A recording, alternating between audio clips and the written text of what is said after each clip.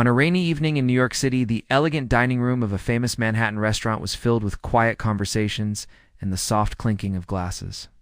Wealthy businessmen and tourists sat under warm golden lights, enjoying expensive meals, but at a small corner table, something felt terribly wrong. A 10-year-old boy named Ethan Carter sat alone, his small hands trembling as tears rolled down his cheeks. The untouched plate of pasta in front of him had already gone cold. Guests nearby kept glancing at him, whispering to each other. Some assumed he was simply throwing a tantrum. None of them realized who he really was. Ethan was the son of Richard Carter, one of the most powerful billionaires in the country. Across the room, a young waitress named Olivia Brooks noticed the boy. Immediately, something about his crying felt different. Not the kind of cry a spoiled child makes. It sounded deeper.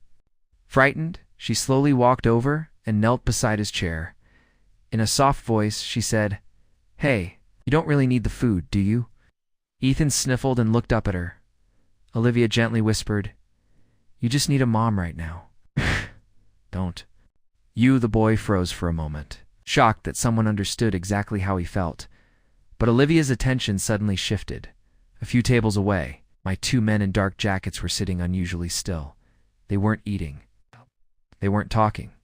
Their eyes kept drifting toward Ethan. One of them quietly spoke into his phone. Olivia's heart skipped. Just days earlier, the news had reported threats against billionaire Richard Carter's family. Someone had planned to kidnap his son, and now the boy was sitting here, completely unprotected. Olivia acted immediately. She gently took Ethan's hand and whispered, "Come with me. I'll show you something cool in the kitchen." The moment they stood up, the two men suddenly pushed their chairs back. Everything happened fast. Olivia hurried Ethan through the staff door and locked it behind them. Inside the kitchen, she told a coworker to call the police immediately.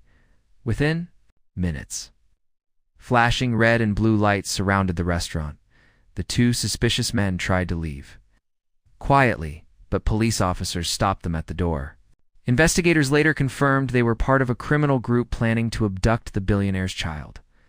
Soon after, Richard Carter rushed into the restaurant. The moment Ethan saw his father, he ran into his arms.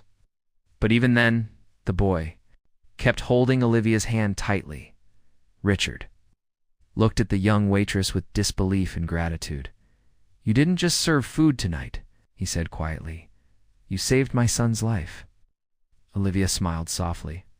Because once, long ago, she had been a frightened child too, and she knew exactly what silent danger looked like behind